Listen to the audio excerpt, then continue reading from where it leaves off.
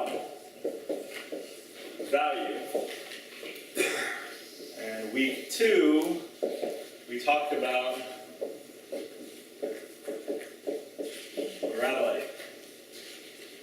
And so we looked at what you call Western thought, Western evolutionary philosophy, and we looked at Eastern religion, because you can really, when you talk about this, you can really generalize all schools of thought into one of those, for the most part. And then you've got things like Scientology. I don't know where that goes. But we were looking at how, especially, for the most part, we focused on Western evolutionary thought, but we looked at how Western thought has attempted to throw God out of the window in the last, 100 years, starting with the Enlightenment back in Europe and all that stuff. But really, in the last 100 years, 50 years especially, there's been a concerted push to throw off the chains of religion and start thinking freely for ourselves and all that stuff. But as a result of throwing God out the window, we talked about this in week 1, they've unintentionally thrown the concept of objective value for a human being out the window as well. And we looked at this in some depth in the first week, but we looked at all these different worldviews and how none of them can provide a legitimate explanation for why mankind is valuable except for Christianity. It doesn't exist. Western evolutionary thought reduces us to merely physical beings. You remember that, the whole physical, you take out the spiritual, you're just physical, you're just atoms like anything else. And really, how can one form of atoms be more valuable than another form? And we obviously don't treat a paper cup as being valuable compared to a human, but there really shouldn't be anything different about it. We're just a paper cup that happens to be able to move and do stuff. There's no difference between us, we're just the same thing. So again, Western revolutionary thought throws value out of the window, and in week 2, we looked at how the natural consequence of throwing the value of the individual out of the window is a loss of morality. Because morality is based on the fact that human beings are individually valuable. That's what morality is based off of. If humans are valuable, then everything is acceptable. Nothing is forbidden. One of the main things we looked at was how really only biblical Christianity provides us with the intellectual basis to evaluate whether man has value and to evaluate what is right and wrong. So again, this is just summary and recap over the last 2 weeks. If there is no God, if we aren't created, if we're just these physical whatevers, life is absurd, right? It's just a weirdly, what are the chances that this happened? Even evolutionary biologists look at the chances of this happening and go, these are astronomically low. I guess we just hit the jackpot to win nothing. What do we win? The chance to do nothing in no period of time. It's an absurdity if there is no God. It's a very weird, I guess. It's a strange mistake that we ever existed and that we could ever think and sit here and talk about this stuff. It's a weird mistake, and when man dies, his existence winks out once and for all, and that mistake corrects itself. That's the picture. Again, that's Western evolutionary thought. I'm just recapping here. I do want to remind you guys, I really love questions and thoughts and observations and say, hey, clarify that, or hey, what does this mean? It just makes it more fun. So, feel free. For you guys just walking in, we are recapping the first 2 weeks and how week 1 we looked at value, and week 2 we looked at morality.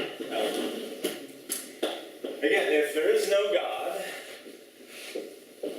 let's repeat this statement, no God equals life is utterly absurd. There we go. Life's absurd.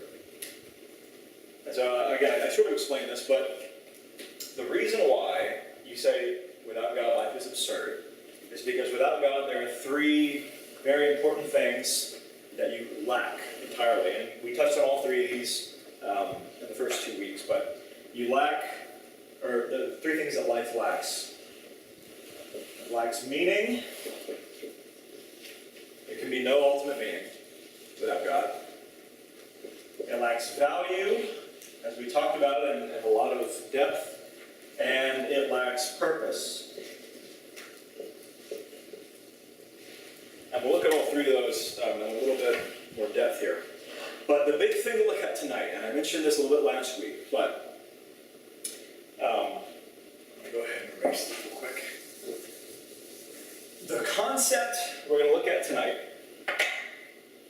I do want to give the disclaimer because I think this is important. Everything you're hearing, my opinion, my personal studies, I am not the end all. I am not speaking the word of God. I'm just somebody who has dedicated a lot of time and energy to trying to figure these things out.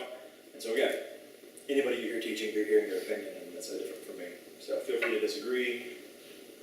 I don't accept everything I say as canon. Do your own research and study. But anyway, just a disclaimer. I need to post it up on the wall somewhere. I am not the Lord. Whatever. This concept right here. The thing we're going to look at tonight, and I mentioned this in some in passing last week. Atheism, especially Western evolutionary atheism. If you think it out, if you think it out to its logical conclusions, it's not possible, or it's essentially impossible to live it out. And what I mean by that is this. Atheism thought out to its logical conclusion, and we'll look at this as we go on. I just mentioned this. There cannot be meaning for life. There cannot be value for life, and there cannot be purpose for life. So what's left for what life is? The only thing you can have left out of all this stuff here is this word I mentioned last week. But you have despair. Because when you don't have meaning, when you don't have value, when you don't have purpose, do you know anybody that believes that life has no meaning, that they are not valuable, that there's no purpose for them to live? Yeah. What do they live in a state of? They live in a state of despair, right? Mm-hmm. Now, can a human being, and this is just open this up, in your opinion, can a human being live with just despair?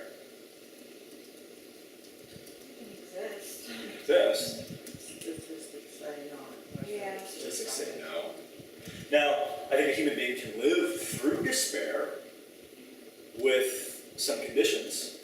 And the big condition is having hope that there's an end to the despair, right? Mm-hmm.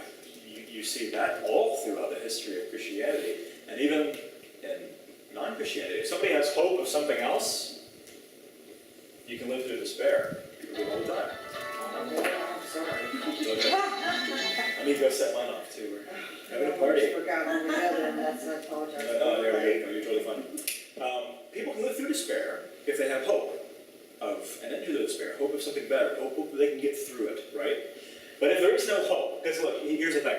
People who are in despair, they have hope because of these things, okay? These are the reasons for hope for human beings. And if you take every single one of them out, which again, this is the logical conclusion of no God, life is absurd, there's no meaning, value, or purpose. You take these things out, you take hope out, and all you have left is despair. For those who think these things out, okay? Yeah. And we'll talk about those who don't think about it, because I think the majority of atheists don't think it out to these conclusions. But for those who do, this is what you're left with. And, just like you mentioned, statistics say, what does the suicide rate look like today? Mm-hmm. You know somebody who's killed themselves. Mm-hmm. I think everyone in this room has, right? Mm-hmm. What does it take for a person to get to the point that they kill themselves? Mm-hmm. It's when this is it, like despair, right? When there is no hope, I'm not valuable. There's no purpose for my life. I have no meaning. This life isn't worth living. Despair, why not kill myself? Better than going through despair. Despair is a really bad thing to experience. It's this. It's only worth experiencing if you have hope of getting through it. If there is no hope, just end the despair already. Right? Now, again,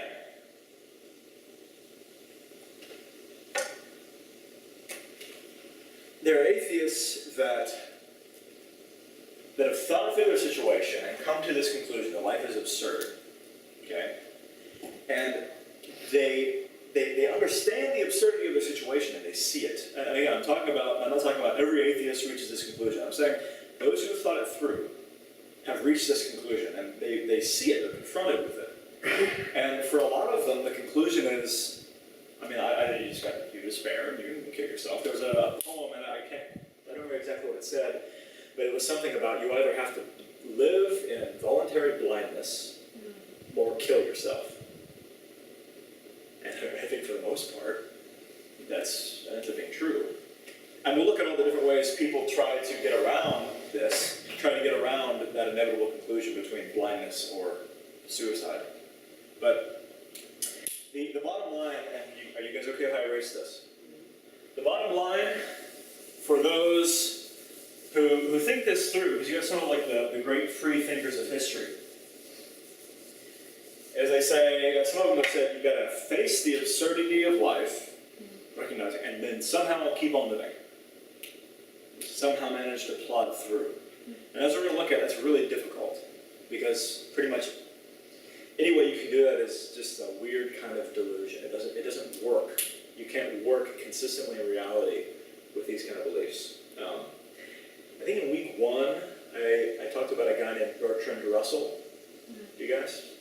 It was a very famous atheist. He's a very famous British philosopher. All kinds of great books.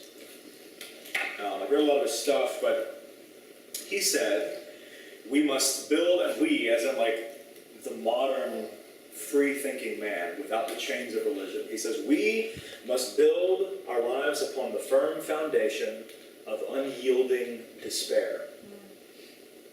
Why does he say that? And why would he say that? That is the foundation that we must build our lives upon. Unyielding despair. He says that because he thinks stuff through. He's not a dummy. He has these presuppositions, these base beliefs, and he thinks them through. And the logical conclusion for him is, life is absurd, therefore no meaning, therefore no value, therefore no purpose, therefore no hope, therefore despair. And for Russell, it's like he recognizes it, we just have to somehow live anyways. Which is really sad. It's sad. So the problem is we're going to talk about here, is that you, with these beliefs, with Western evolutionary atheism, I want to put this in 2 categories here.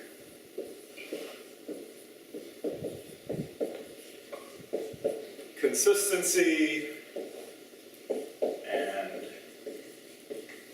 happiness. And the base idea we're going to look at tonight is that it is impossible to live both consistently with these views and happily with these views. You can live out a life that is consistent with the conclusions of atheism, but you will not be happy. Or you can live a life that is happy while you hold the beliefs of atheism, but you will not live a life that is consistent with the beliefs of atheism. And I'll show you what I mean by that. You've heard of Francis Schaeffer. I won't bother introducing who he is. He's got some really good material out there. Basically, he said, you can't live a life. A human being cannot live a life happily if he believes the world has no meaning or value or purpose. Like, if you live your life in such a way that there is no meaning or value or purpose, then that is how you live your life, you can't be happy. And so he said that those who do not believe in God, those who deny God, in order to live lives that are happy, in order to find happiness, they make a leap of faith and affirm these things, meaning and value and purpose, anyways.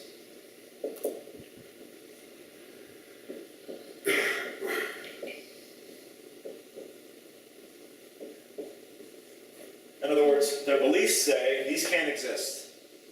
But in order to live a functional life and be happy, they live as though these things do exist anyways. Do you think that kind of borders on being self-serving? I mean, that's what my experience with a couple of atheists. It's certainly They've self-serving. been self-serving, you Yeah. know, the experiences I've had. Yeah, absolutely. A lot of them wouldn't have a problem with you saying that. Right. Right. Of course, it's self-serving. What kind of world do you think this is? Dog eat dog, right? Survival of the fittest. So, these are values that can't exist without God. And we'll look at this a little bit more, just kind of recap what we talked about. But again, all three of these things are very tied into the concepts of, does man have individual value, and is there morality? Is there a God? They're all very tied to this whole, that bigger idea, okay? In terms of objective meaning, value, and purpose. They can't exist without God. People who do not believe in God can't live happy lives without these things. And I'm making a statement to show you where we're going to go. So right now it's an unfounded statement, and I'll show you, I'll prove each of these things in a moment here. But you can't live a happy life unless you live it out as if you believe these things. So they make a leap of faith and affirm them anyways, despite their belief that God does not exist. These values cannot exist without God, but every man, every human being desires these things for some reason. Anyone notice that? That everybody tends to want to find meaning. Everybody tends to want to see themselves as valuable. Everybody wants a purpose, right? That you try desperately to create meaning, value, and purpose. Everybody wants it, which is really weird. There's an argument about the existence of God that claims everything in nature works in such a way that nature itself can fulfill every need that is in nature. That makes sense? So we are hungry.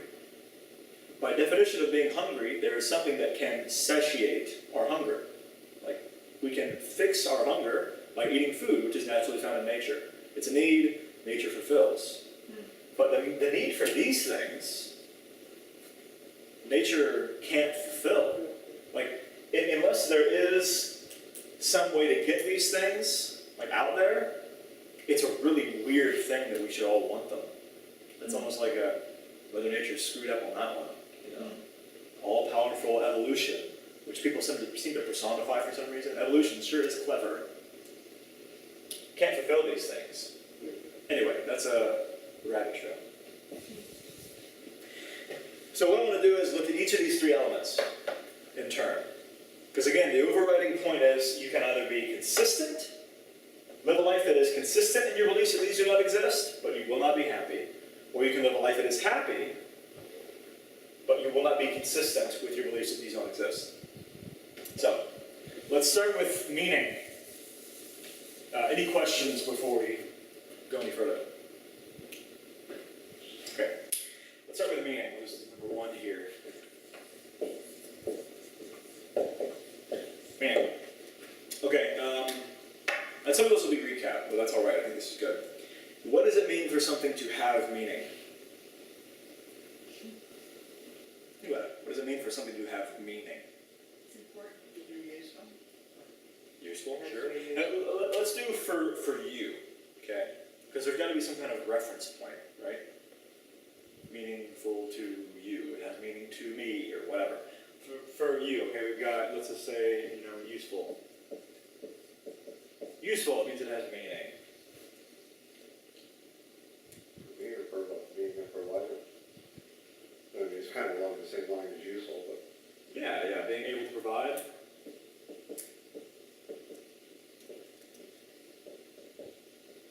What makes something have meaning?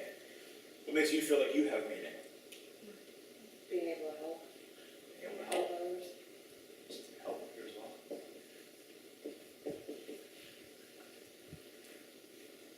Yeah.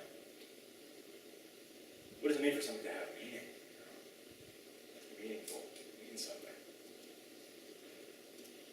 Kind of an interesting question. Really important to something that's important to society, Important to society, okay. That's fun. Yeah.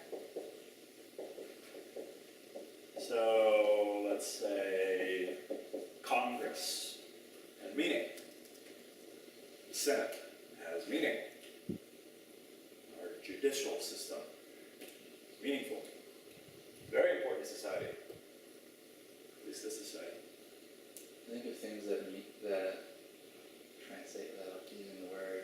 always think of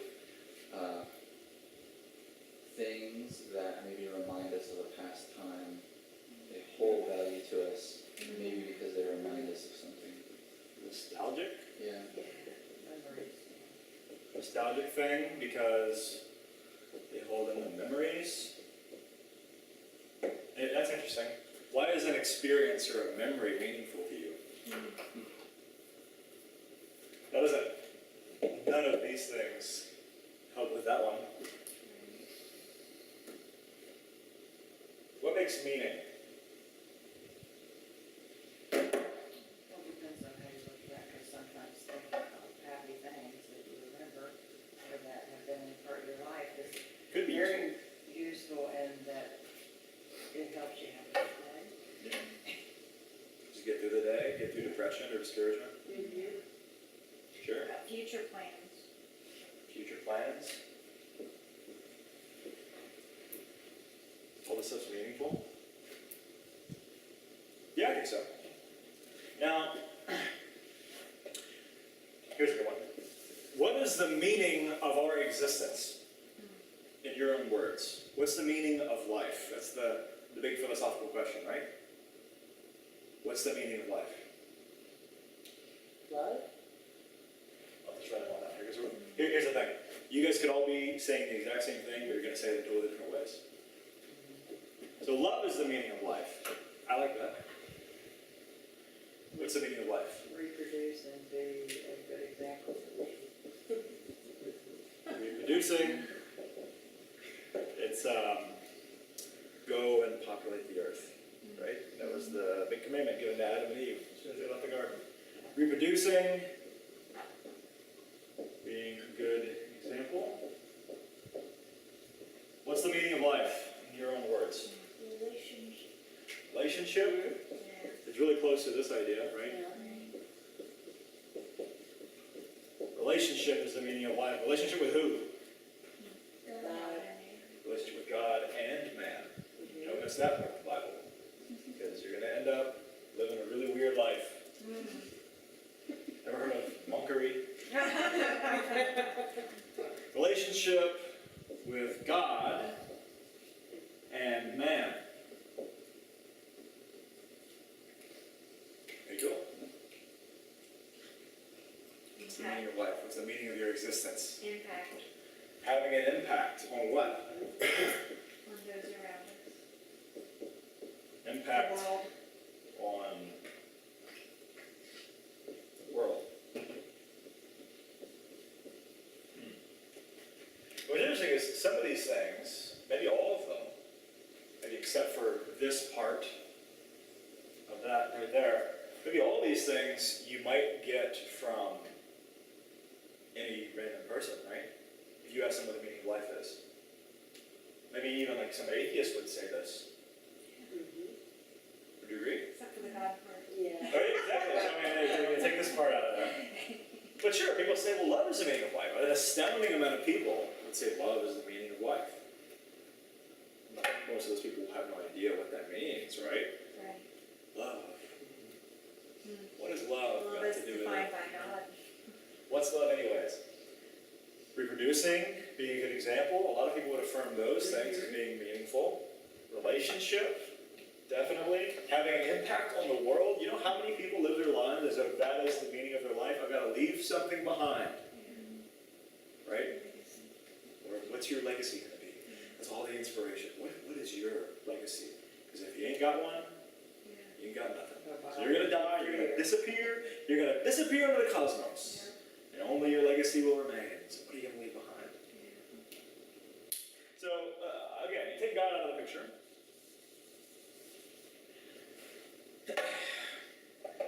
What's interesting about all these is, it's like, let's do this here.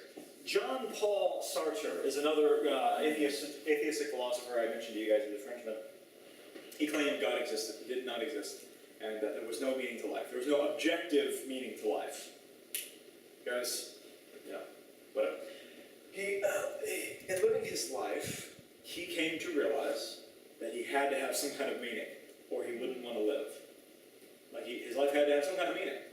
But his belief contradicted that need he had.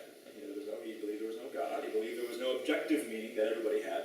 So what he said is this. He said, you can and must create a meaning for yourself in order to live. So, this right. Third, he said, create meaning.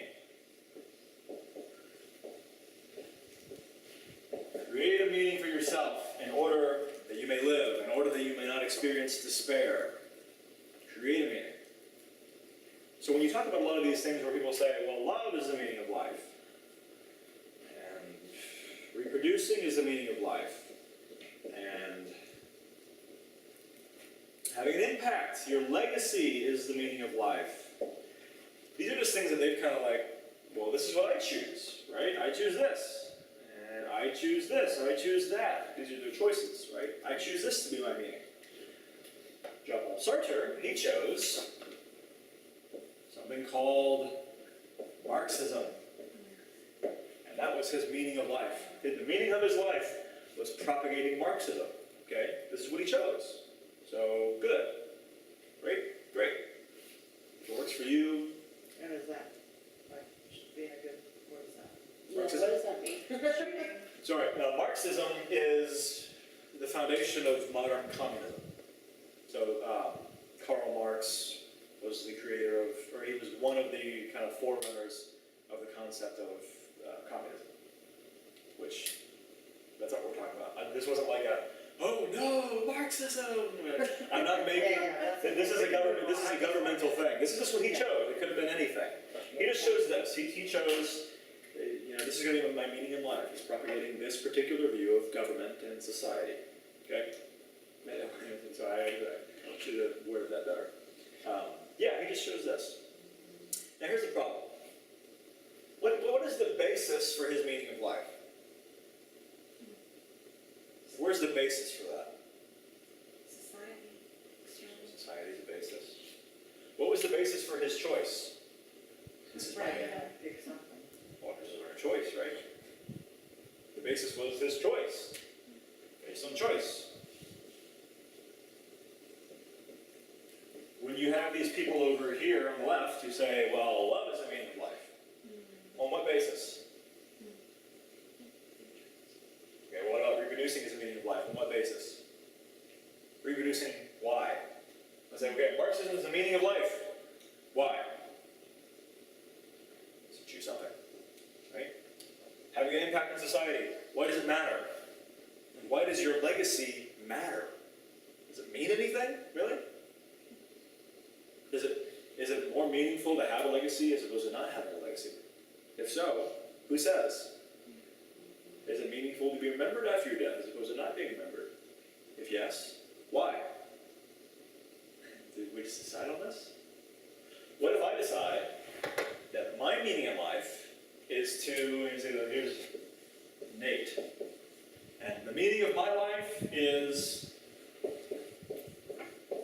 destroy Marxism. Okay, where's the obvious conflict here? The meaning of life is to propagate Marxism. Over here, the meaning of life is to destroy Marxism. Who's right? Yeah. Neither. Why? Because none of them has any basis. We're just choosing. Is this so much meaning as opposed to delusion? It seems to me, delusion is a better word for it. Like, I need something to keep me from having despair, so I'm just going to choose this. And this is my meaning. And I'll live my life as though this is the ultimate meaning of my entire life. That's delusion. Because here's the thing. The universe doesn't acquire meaning just because you decide it does. You're not the reference point for the meaning of the universe. You aren't. Some people might. Propagating Marxism? Well, okay, well, some people live, so. Yes. But furthering Marxism has no more meaning in the grand scheme of this universe than destroying Marxism. 1,000 years from now, in the course of history, none of it meant anything. And even if it did change something in the course course of history. What does that mean anything? We're just physical whatevers, right? When the human race dies out ultimately, it's just the weird matter kind of dying out and fixing itself. And now the rest of the matter just goes back to being matter. We're just the really weird stuff, the cosmic accident. None of that means anything. And just because you decide, well, this is the meaning I create for myself, you're just blinding. You're just, okay, yeah, okay, well, this is my meaning. This will be the meaning I have. You're just doing whatever you can to get through life without being stuck into despair, right? Delusion is not meaning. Sartre is really saying, not, you must create a meaning for yourself. He's saying, let's pretend the universe has meaning so that we can get through life. Because again, as I mentioned before, you can either be consistent with the conclusions of the atheistic worldview or happy. And for Sartre, and here, look, this is not some random guy I found off the street, like, here's some guy I had a conversation with at a McDonald's. This is Jean-Paul Sartre. This is one of the great free thinkers of the atheist world, okay? This is one of the guys who study it. He hit this conflict. I can't live without meaning. I've got to create one. And what is that? Is he consistent? Or is he happy? Because apparently he couldn't do both. And so what he said, well, I want to live happily. So he chooses to not live his life as though there was no meaning. He tries to create one, but really he's just doing this. I don't want to look at the reality there is no meaning, so I'll try to make one up. Interesting, huh? Again, if God does not exist, if we are not designed by Him, created by Him, if we're just a cosmic accident, life cannot have meaning. You can't. We can create one, but really we're saying, let's pretend, so that we're not sucked into despair. Let's pretend so we don't kill ourselves. Yeah. For the atheist, is it that they don't believe in God, that's just the true definition for them, or they don't believe in any religion? The definition of atheism is lack of belief in God. So, no God exists. I think it's really blurry today because most commonly atheism, the average atheist just really hates Christianity. And so they're a lot more like, well, I like other religions and other things, but for the most part, I just hate those guys over there. Because, I mean, let's be honest, the vocal minority has been very vocal in representing God in a very poor way for a lot of years. Not name dropping or anything, but the Westboro Baptist Church, I believe, is a very poor representation of the love of God.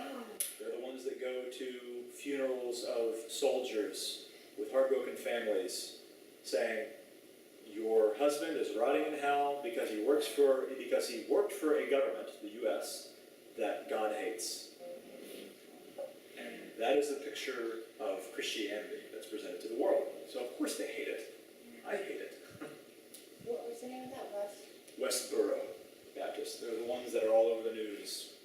Have been all over the news for like a decade or something. So an atheist might fit in at, say, like a community church. A lot more would. It's just whatever feels good to you. Yeah. Kind Absolutely. of create your own spirit. Now again, here's the thing. What I'm doing here, Sartre is not your average atheist. He is a very intelligent atheist. He has thought through all his conclusions. He's thought through to the intellectual end of his beliefs, and he reached this wall, the meaning wall. He said, I can't live without meaning. You've got to create one. Again, it's just a delusion. The average atheist you talk to, I don't believe in God. They haven't even begun to think through any of this stuff. The reason why you should is because chances are you're going to end up talking with one of these people. And more people process verbally these days than ever before. Because people don't allow themselves to sit and think anymore. The world's go, go, go, go, go, go, go. Even when you're alone, you're watching some kind of entertainment on the television, completely by yourself. You're browsing the internet by yourself. You don't allow yourself to get in your own head and evaluate things and the questions and the doubts you have in your mind. So these days you get into conversation and that's how people realize, whoa, wait a minute, my worldview doesn't make any sense at all.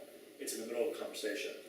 You need to be able to think through their standpoint so that when you're talking to them you can say, look, man, the end of what you're saying doesn't make sense. You live your life as if you have meaning, but the views you have about God, I mean, you can't live that way. This is why we're talking about this at all. I think we Christians need to think through. to Yeah. Know what we stand for and what we stand on before we can even hope to. Yeah, it's one of the guidelines of this class. One of the reasons I started this whole thing is because Peter says we always have to be able to provide a defense for the hope that is within us. Because we're going to have people coming and asking questions and saying, that's stupid, you're an idiot. How could you believe this crazy fairy tale stuff? You say, I've thought through this a whole lot. And chances are most people you talk to have not thought through. And that's not like they're dumb. I'm just telling you. Most Christians you talk to haven't thought through this either. Most Christians you talk to have no idea what they believe. I've encountered recently Christians who insist you should not think through your faith. You shouldn't, because it's impossible to understand. This is what they say. You cannot understand Christianity. It's impossible. It's a mystery. Don't even try. Just close your eyes and have faith, blind faith, right? And see, I'm going on a rabbit trail here. But the fact is, not just most atheists haven't thought this through. Most people haven't thought through their worldview. Christians, Muslims, atheists, agnostics, whatever. Most of them have not thought through what they believe. They haven't reached these conclusions.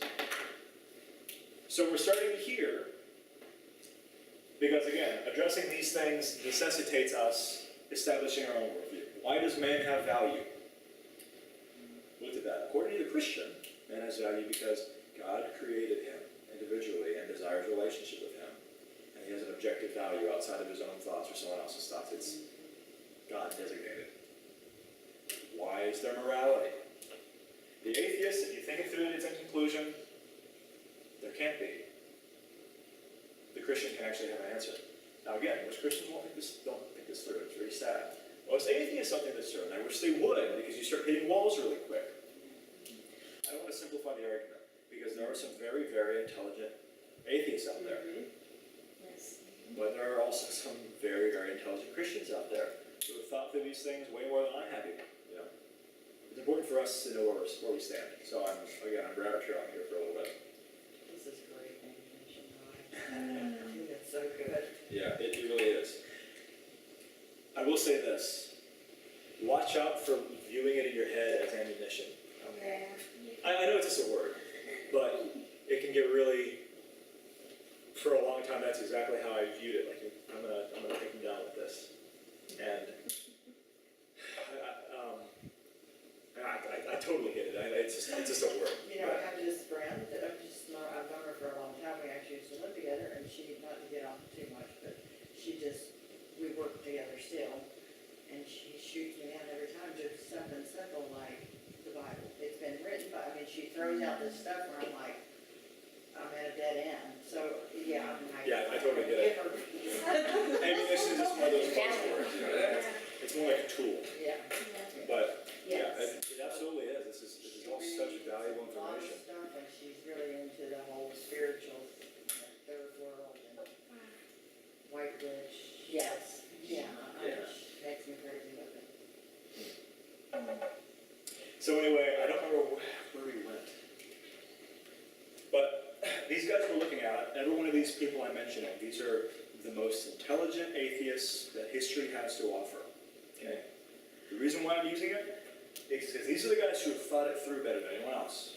And these are the guys who hit the walls that they can't get past.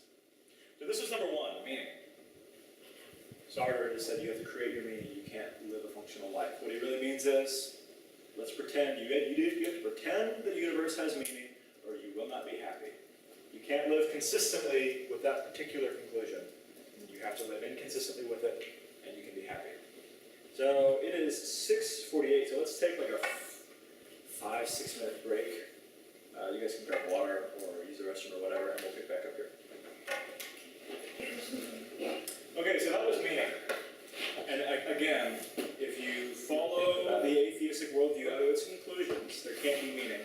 But you can't live that way. You can't live as though there's no meaning. There's got to be some kind of meaning, so again, delusion is better than living consistently with that worldview. So the second one, I just mentioned this a minute ago, but going through that one took way longer than I wanted to. So we might have to start picking the pace up a little bit. The second one was value. And again, this is another thing that is lost if you follow the conclusions of the atheist worldview. And it's another thing you really can't live without. And we talked about this that first week, but everybody wants value, right? Everybody wants to feel valuable. They want to know why they're worth something, why they're appreciated. So if it means spamming pictures of yourself onto Facebook so people like them and make you feel good about yourself, or if it means going out and finding it in some kind of abusive sexual relationship, find somebody who wants to be with you and who thinks you're worth something, you feel valuable.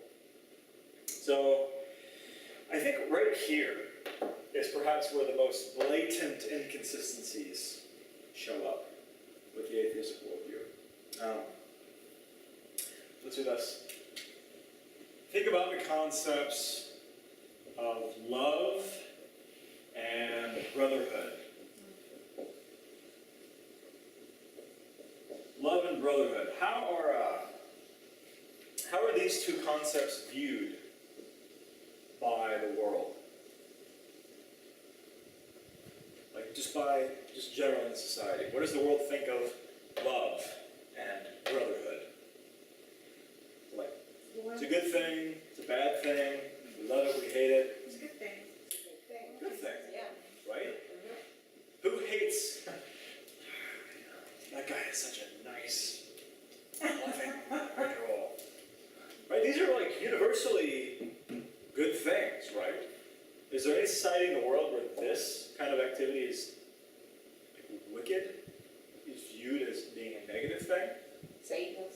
Yeah. I mean, I wouldn't it's call that, I don't know if I would consider them a society. They're like a weird yeah. subgroup of whatever. Mm-hmm. Generally speaking, love and brotherhood are just good, right? And our society especially, it's good. What you'll find is, almost any atheist you talk to, even the ones who are like really serious, militant, whatever, they appreciate these things.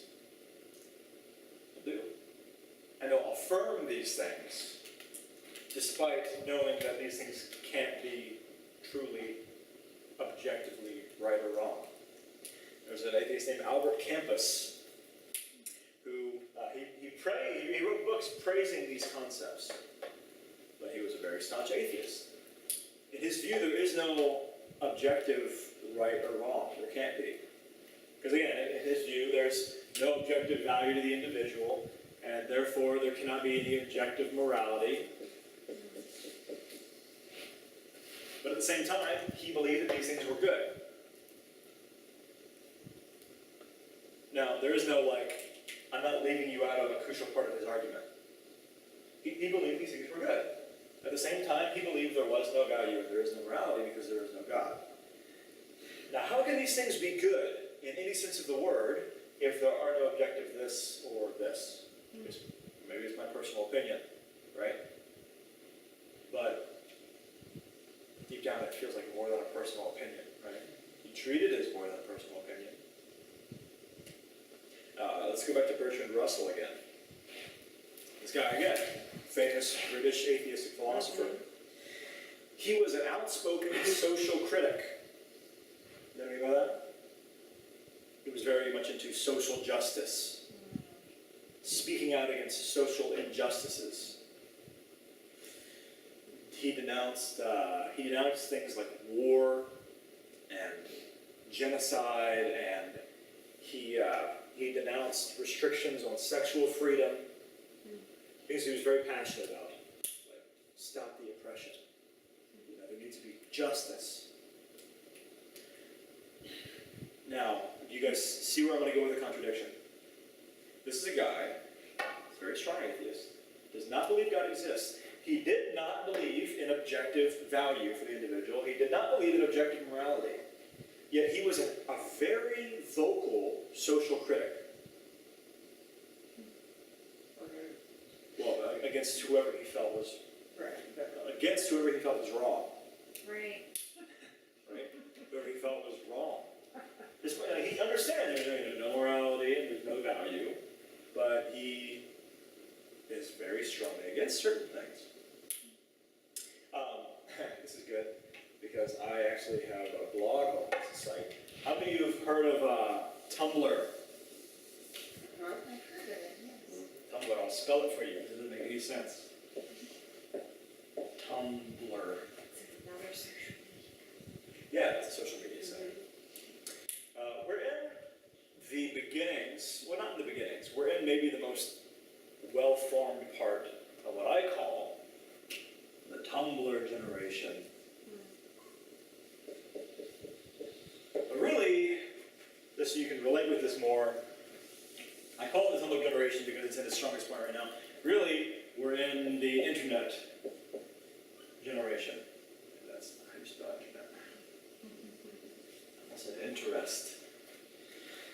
The internet generation.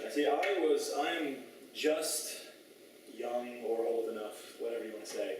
I was there right at like the beginnings of whenever, it was starting to get really popular for young people to be on the internet and started to become more accessible, and I think I was like 10 or something when we were really behind the times, but we got our first desktop computer, went up like way late.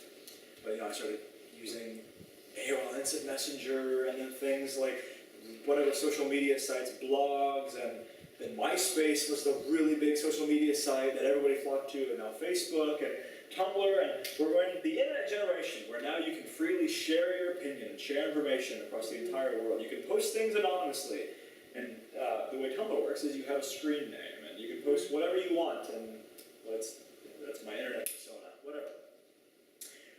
There's a huge thing, in the internet in general, but especially like Tumblr. I say Tumblr because it's really evident in Tumblr. But it's like the internet social justice movement. And when you have people grab onto these things where like, they saw a picture with a caption that said, look what's happening to this family or this group of people or in this country. And from a picture and a caption, they'll form a very strong social view. And they'll be very vocal about it because it's the internet. You have a platform that speaks to the entire world.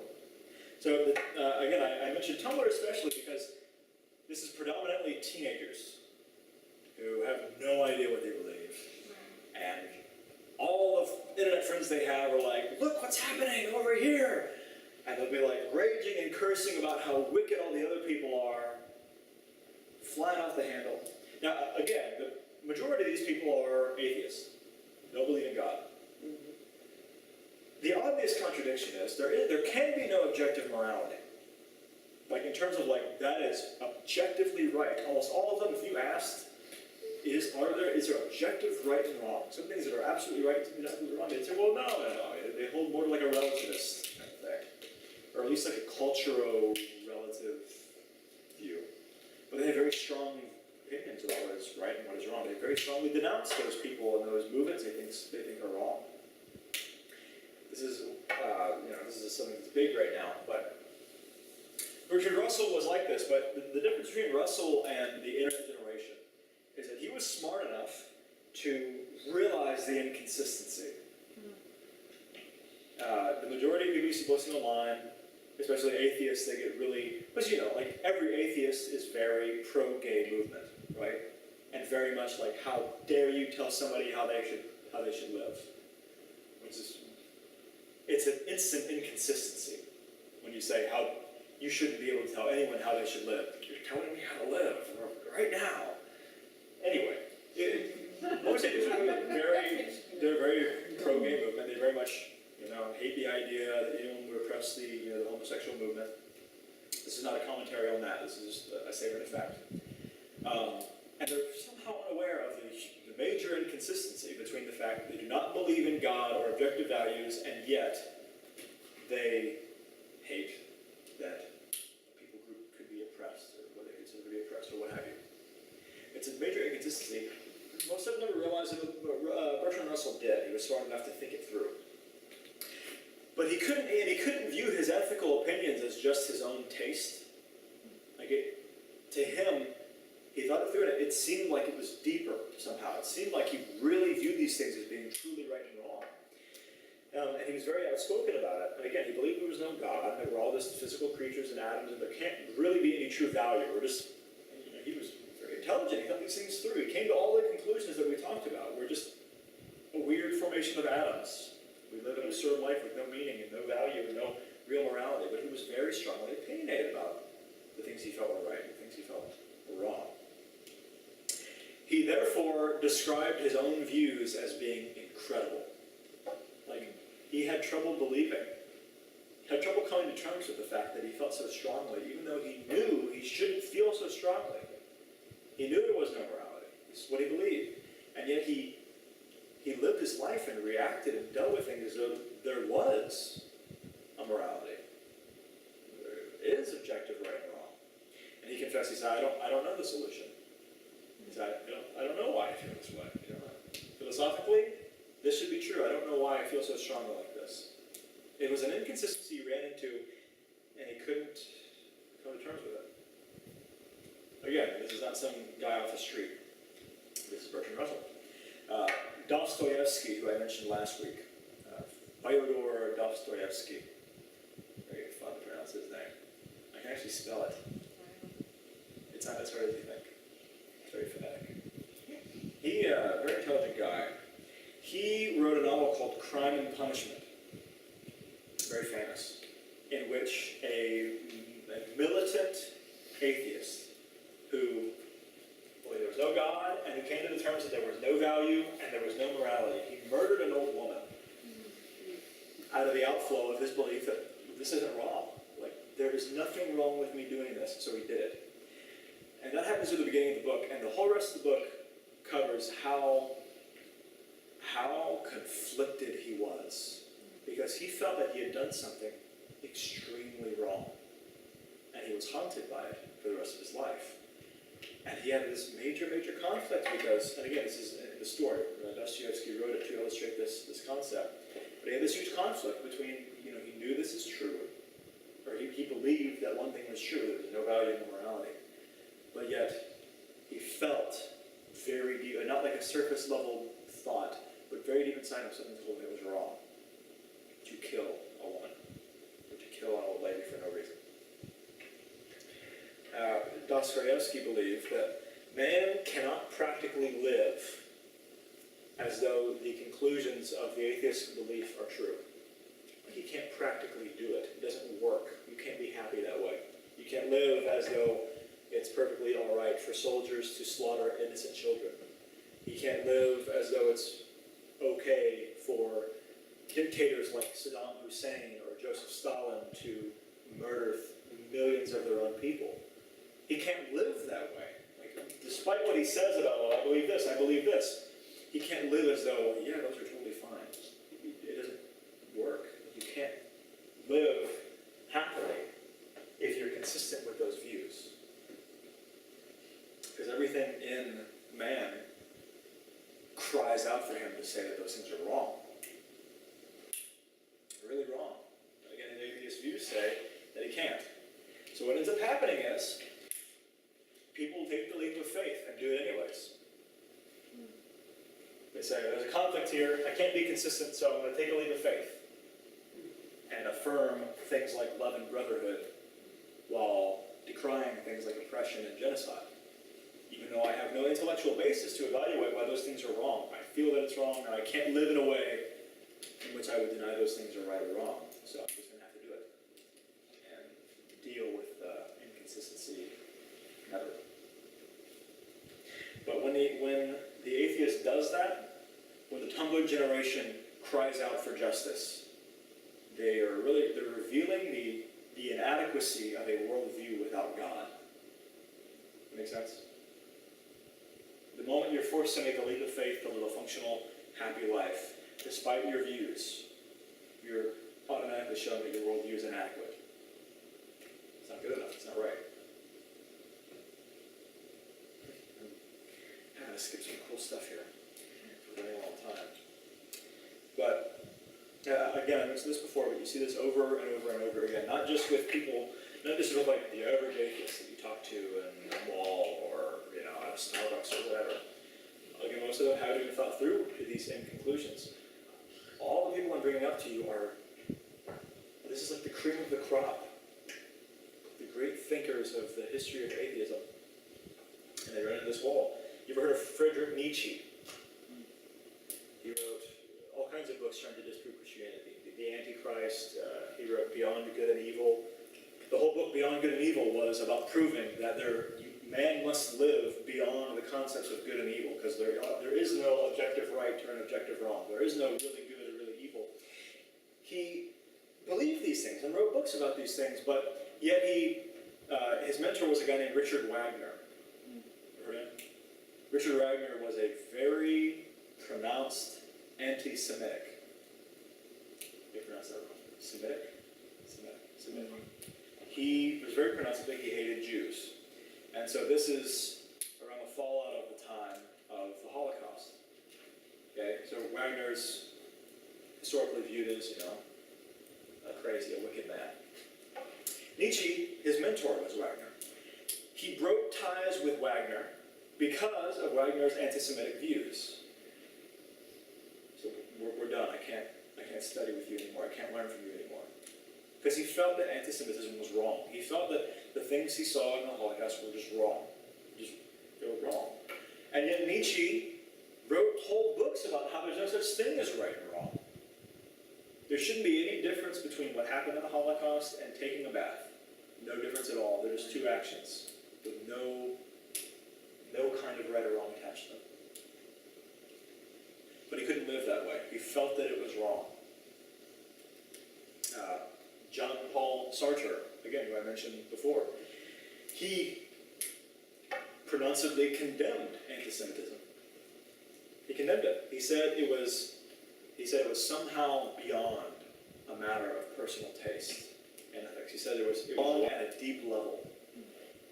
And yet he had no basis for explaining why it was right or wrong. Because again, he pronouncedly viewed there is no meaning to life, there is no value, there is no morality.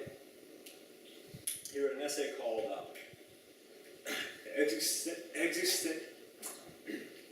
Existentialism is a Humanism. The famous essay he wrote. And in this essay, he struggled to explain away the conflict between him viewing that anti-Semitism was wrong and him at the same time believing that there are no such things as right and wrong. He tried to explain it, but he couldn't. He ran into a wall. He felt that it was wrong, but he had no basis for explaining why. And again, this is just like Bertrand Russell and Friedrich Nietzsche. He could not live with the implications of his view of ethical absolutes, or lack thereof. He couldn't live with it. So in order to be happy with himself and his life, he had to hit a point of inconsistency with his own views. We've all heard of Richard Dawkins, right? The face of the new atheism, self-pronouncedly. He declared in one of his books, he said, there is at bottom, at the base of reality, there is no design, no purpose, no evil, no good, nothing but pointless indifference. We are machines for propagating DNA. This is a statement by Dawkins. Yet at the same time, you can read in other books, he condemns a lot of different stuff that he finds. He calls different things immoral. He praises things like compassion and generosity. He calls them noble. He condemns harassment and abuse of homosexuals. He condemns religious indoctrination of children. He condemns the Incan practice of child sacrifice, which, like you're sitting there, yeah, well, darn right you should condemn the Incan practice of child sacrifice, right? That's bad. But this is a guy who very strongly believes there is no right, there is no wrong, there's no good, there's no evil. somehow, he even goes so far in one of his books, he gives his own 10 commandments for moral behavior. Wow. This is a guy who, there's a good reason why a lot of upper-level atheism is breaking ties with this gentleman, because he's somehow blissfully unaware. Whereas guys like Russell and Nietzsche and Sartre, they saw the conflict. They saw the inconsistency and said, oh, okay, well, I don't know how to deal with this. And Dawkins doesn't even see it. He continues proclaiming there's no good and no evil, while at the same time condemning whatever he feels is wrong. This is how it is. Some of you may remember this. There was an incident a few years ago, some years back. There was a huge jet that had some kind of problem over Washington National Airport, and it crashed into the Potomac River. You read about this? It's a big event back in the day. It was in a February in Washington, so it was very cold. You're in a river in February, you only have a few minutes to live before you succumb to freezing. So because of the icy waters, the helicopters only had a few minutes to get out there and rescue as many people as they could. I don't know if you guys remember this, but there was one passenger who they would lower the rescue ladder, and it would come down to whoever it came down to. One passenger 6 times had the ladder come down to him, and he handed it off to somebody else. 6 times. And by the time the 7th ladder came down, he was dead. 6 times he handed it off. And he gave his own life, essentially. He gave his own life for these other people. And what happened after that is you had the entire nation turning its eyes to this incident and this guy, and he was being praised as a hero. Of course, right? That is a hero. This guy gave his life to save 6 other people. He was being praised by the entire nation of a hero. He was given respect and admiration by everybody in the nation for this great act he performed. Great. Here's the thing. If the atheist is correct, is he a hero or is he an idiot? If atheism is correct, he did not do a noble thing or a good thing. He did the stupidest thing he could have possibly done. He should have fought for his spot on the ladder, right? He should have shoved others into the freezing water to save his life. Because again, he's got one life to live. These physical atoms, the only brief existence he's ever going to have. And he gave his brief existence for the sake of other people's brief existence. Stupid. What an idiot. He died for other people he didn't know. For what reason? Right? But even for the atheist, there can be no reason for that. For the atheist, that has to be a stupid thing. That's got to be a dumb thing to do. But, just like the rest of us, the atheists all turn their eyes to the sky in respect and admiration. Because something in them says, that was pretty cool. Yeah, there was for a while on the internet, it was extremely anti-Christian as far as like, in the younger days of the internet, I would be on image forums or just forums of discussion or whatever. There was a very strong anti-Christian presence for whatever reason. It's kind of started to level out in the last few years, but there's an image hosting site that I've been going to for years that has interesting pictures or funny pictures or whatever. And I've noticed this for years and years. But anytime there's any kind of picture that depicts an act of love or brotherhood or kindness or compassion or anything, everybody's like, this is so cool. So cool. Whether you're a Christian or a Hindu or a Muslim or an atheist, everybody looks at it and goes, that's really cool. That's awesome. The problem is, if you're an atheist, there's no reason for such a thing to be awesome. That should be no different than anything else. And self-sacrificial love is not just no different from anything else, it's stupid. The thing is, I'm convinced you're probably, as far as us in this room, you're probably never going to find an atheist who lives consistently with his atheistic views of morality. Because a universe that lacks moral accountability and a universe that has no value, I think, is unimaginably terrible. Because, again, even the people who believe it has no value, who believe there is no moral accountability, can't live that way.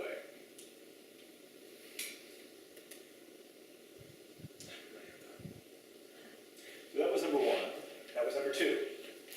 Number three, very quickly, the last one, this is pretty close to the first one. Purpose. You can either live consistently with your belief that there is no purpose to your life, or you can be happy. You can't have both. And again, the problem here is that those who deny that there's an ultimate purpose to your life, an objective purpose to your life, and that would be anyone who falls in the atheist camp, who's thought through the beliefs. You can live happily in one of two ways. You can do what Jean-Paul Sartre did, and you can try to create a meaning, create a purpose, which again is self-delusion. Let's pretend. Or you can just not carry your beliefs through to their logical conclusions. Voluntary intellectual blindness. That's the term. There was a guy named Daniel Dennett, still alive. He was an atheist, but he's not really known for his atheism as much as other speaking engagements that he does. But he was speaking at a conference in New Orleans. And he opened his speech by having a film that kind of it showed the basic idea of what he wanted to get across. And in the film, it started with a bunch of young African men playing soccer. Just like some African boys playing soccer, and they were like these incredible soccer players. They were amazing. There were like 6 of them, and they're kicking it back and forth in such a way that it never touched the ground.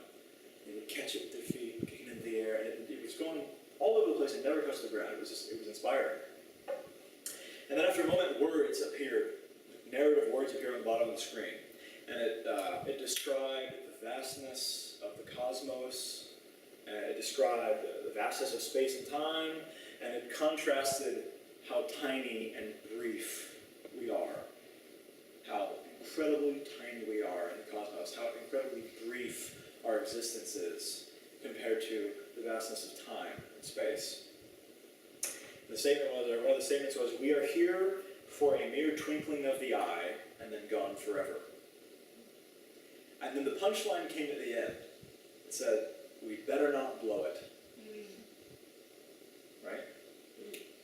You have one little tiny life to it's one tiny speck in history before you're gone forever, so you better not blow it.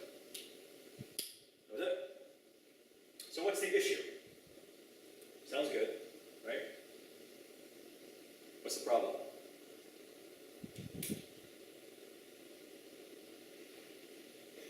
It just seems like an aimless endeavor without any kind of fixed thing to... Yeah, well, who exactly decides what it means to blow it? Yeah. Exactly. Is it your own definition? Does society tell you what it means to blow it? Why does society's opinion matter exactly? If there's no objective purpose for the human race, how can one miss the purpose for the human race? Make sense? If it's not there to miss, how can you miss it? How can you blow it if it's not there to blow? You could say, let's say volunteering at a shelter, or mastering an instrument, or running for Congress, or raising a family. How could those things be ultimately any different in terms of ultimate purpose than sitting at home and getting drunk until you die? Right? Right. Like, who decides that's better than the other thing? Who decides which one of those things makes a worthwhile life? Who decides which one of those things has any purpose behind it? Because you're just a speck, you're going to disappear, right, into the vastness of the cosmos. So why does it matter? I can sit at home all day and play video games. I'm going to disappear eventually, right? Shouldn't matter. I could go, like I said, I could go run for Congress. It's going to disappear, right? It doesn't matter. Even if it mattered in society, why does society matter? Society doesn't matter in the atheist worldview. It is also just a little speck. It's going to disappear forever. It can't matter. There can't be any purpose behind it. look at the boys in the video playing soccer and their skill and their joy in playing the game. And it seemed valuable, it seemed worthwhile.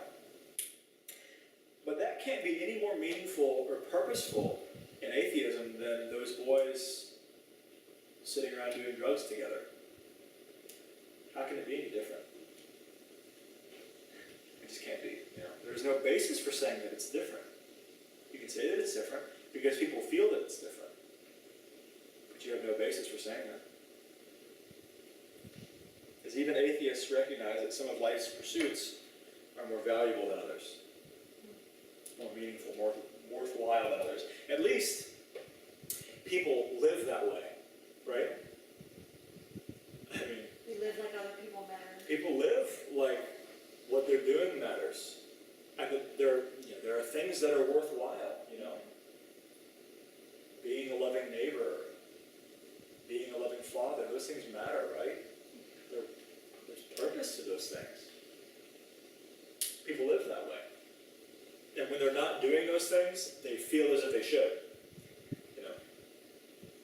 But in the atheist worldview, there can't be any difference between that and murdering another human being, right? Just, you better not blow it. Who decides that exactly? You guys ever seen the film On the Waterfront? Marlon Brando? Okay, I'll name off a line that you'll all be familiar with. The character he played at the end of this movie says, "Could have been a contender." Right? You're all familiar with that line, right? It's a very poor impression because I'm not an impressionist. And I could have been a contender, right? We've all heard that. Now, what is he expressing there? Could be a difference. Well, I could have been something. I could have done something. I could have been something, and now I've missed my chance. I blew it. For the atheist or for the agnostic, what difference is there in being a contender or not being a contender? There can't be, right? And if you say, well, there is a difference, what is the basis for that? It's the same basic problem. Could have been a contender. Who cares? You're just going to die and disappear to the cosmos. 100 years from now, nobody will remember your name, no matter what you do, probably. And if you say, well, 1,000 years later, some people in history are still remembered. Well, let's just say history continues 50,000 years from now, doesn't matter what you did, nobody will know you ever existed. Better not blow it, though. What about the Christian? That kind of concept, I could have been a contender. What does that mean for the Christian?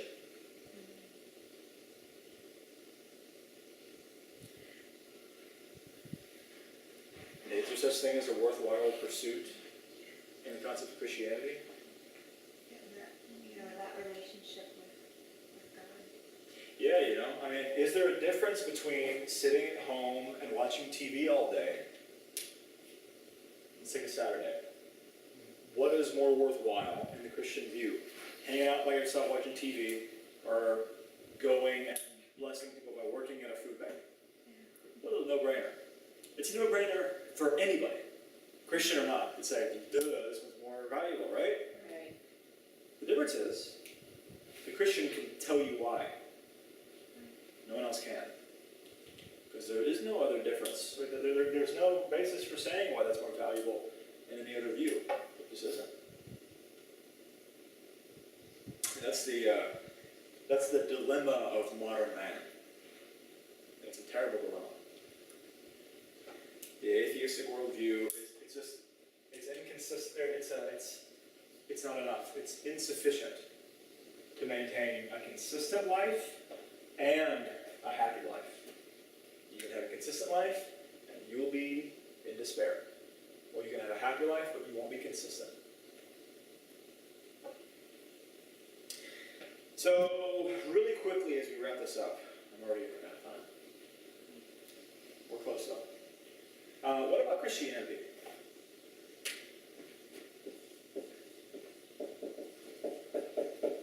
Christian view, the Christian worldview, because again, almost everything we've talked about today has been about the Western evolutionary atheism worldview, okay?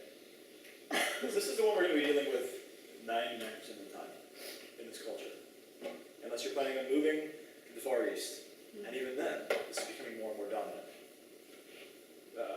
Cultures all over the world are going through their own mini enlightenments, where they're thrown off the chains of religion and beginning to think freely.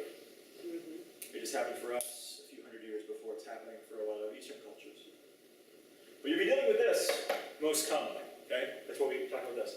For the Christian worldview, can you live consistent and happily and functionally with the truth of Christianity posits? I think so. Yeah. I mean, if you were to ask me any major question here's the thing. All these questions we looked at, these things right here, you're looking at the big three of philosophy. How you answer these questions, this determines your worldview. Every time. In Christianity, if you were to ask me my views of meaning, my views of value, my views of purpose, and how I explain those things, I can live 100% consistently and happily. And not just like, I'm happy. Like, it's not about my happiness. It's not what I mean. I mean the potential to be happy. I can 100% live consistently and happily with my views for all three of those things. And any Christian can, I believe. Because it makes sense. There's a basis. You don't run into these conflicts. You don't have to abandon consistency or happiness. Why does life have meaning? Because we are created. Why does that have purpose? Because we're created for a purpose. We have a design. There's a God who's overseeing history. Why does man have value? Why is there morality? God designed us for a relationship. He wants us. He values us individually. There are some things that are right to do to a human because of our design. Some things that are wrong. That is the 10-second version of Christianity. And it's not the end of Christianity, but that's like, again, the philosophical pillars. That's where Christianity stands. Christianity works, whereas atheism doesn't. You don't have to abandon one. Choose the other. You can have both. That's how it should be. So, there was some other stuff I was looking at possibly going into, but we are out of time. That's okay. Real quick, I do want to talk about this. Can I erase this real quick? Somebody who's actually not here tonight wanted me to talk about the problem of relativism. Because then you say, well, what do you mean there's no value? What do you mean there's no morality? I mean, yes there is. There's my morality. You can have your morality. And I can have my meaning and you can have your meaning. And it doesn't matter if they conflict. Everything is relative. Relativism or pluralism or just generally you just call it this. Postmodernism. There is no meta-narrative. It's the philosophical term. There is no ultimate truth. There's just all of our own truths. Bottom line is, you'll find a lot of these beliefs mixed up in all the things we talk about. And the attempt is to try to circumvent the whole problem, everything we established. But 99% of the people you talk to can be convinced really quickly that objective moral values do exist. Really quick. It's almost comical.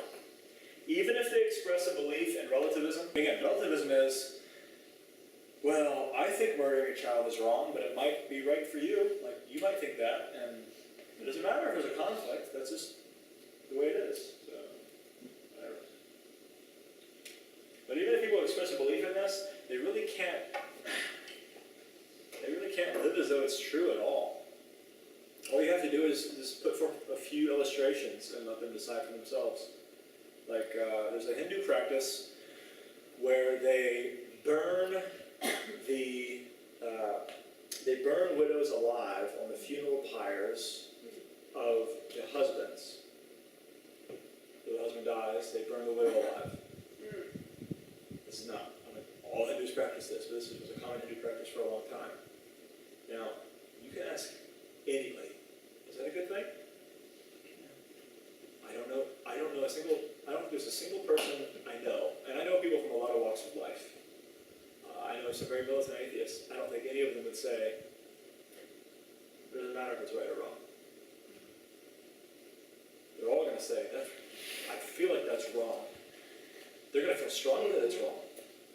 And you got to go, isn't it weird that everyone thinks this is wrong? Or the ancient Chinese custom, you'll have heard of this, where they cripple women for their entire lives by, as young girls, tying their feet together to make them look like lotus flowers. Yeah. Is that right? Is that a good thing? No. Just put forth just a few examples, and people with their actions and with their beliefs, they act like these things are just bogus. They can't live in a way that these things are consistent. 99% of people you encounter, they can't get through it. All you have to do is say, without God, there is no transcultural basis for moral value. In other words, people say, well, it's individually relative between me or you. They say it's culturally relative. Some cultures have things that are right and some other things that are right, and it doesn't matter, there is no ultimate right, it's just what's right in the culture. But people believe that these things are wrong, They say, like, it can't be right. If you take out God, you're left with socio-cultural relativism, and therefore practices like the Hindu practice of burning the widow alive or the Chinese practice of wrapping the feet, you can't object to those things morally. It's relative. They're not right or wrong, it's relative. But people will always object to them. And again, I say 99% because you will encounter those who say, yeah, it's good, it's fine. But those people tend to repulse even the other atheists. Right. It's self-defeating in the fact that nobody seems to like it, even other people who agree with their worldview. So anyway, that was a very, very quick addressment of moral relativism. But that is it for tonight. So I'm gonna pray really quick, just to close this out. And then I'll tell you, we'll open it up for any kind of questions or observations to finish up, and I'll let you know where we're going next week. So God, thank you so much that we can do this. Thank you that it's such a valuable, rich time every week. Father, I pray that you continue to grow this into a place where people are just learning with eyes to see and ears to hear, and desiring understanding and truth. I pray you grow it into exactly what you want it to look like, Father. So thank you for this time, Lord. We love you. Amen. Questions and thoughts? Anything at all? When I see all this, it just reminds me how many Christians are just as lost as the rest of the world. Yeah. When so many don't have any hope. Yeah, absolutely. Because again, I mentioned this earlier, but you can say all day, most atheists don't think their world view through, and that's totally true, but most Christians don't either. So I'm a Christian, I go to church, but most of them have no idea what God's like, or why they have value, or what the meaning of life is. If you ask like a random pooling of Christians throughout this country, what's the meaning of life, you're going to get all kinds of crazy answers. Most of them will be wrong. That's the way it is. Because Christianity, again, in this nation especially, has become it's all about faith. Close compromise with the Holy Spirit. Let Jesus do his thing and I'll just do mine. Close my eyes and go out on my life. If someone has a major question they gotta address, the Holy Spirit will take care of it. When that can't be true every time. There's a lot of people that go to their grave from suicide because of the questions they have. Where was the Holy Spirit there? You know, we are God's hands and feet on the earth. That's the calling we have. With the book. Yeah. Yeah, I get a little riled up on stuff like that. So I tend to rabbit trail. Sorry. Yeah. Any other questions or thoughts? I like how, I think you kind of addressed it in the first 2 weeks, but especially tonight, the idea of following a belief system to its logical conclusion, and the end, what are you left with? I just think that's so imperative. Yeah. This is on topic, but I think about it, 'cause, like, even before this class, I've thought about it before. I really like watching Star Trek, and the creator was a very humanistic, very self-centered person.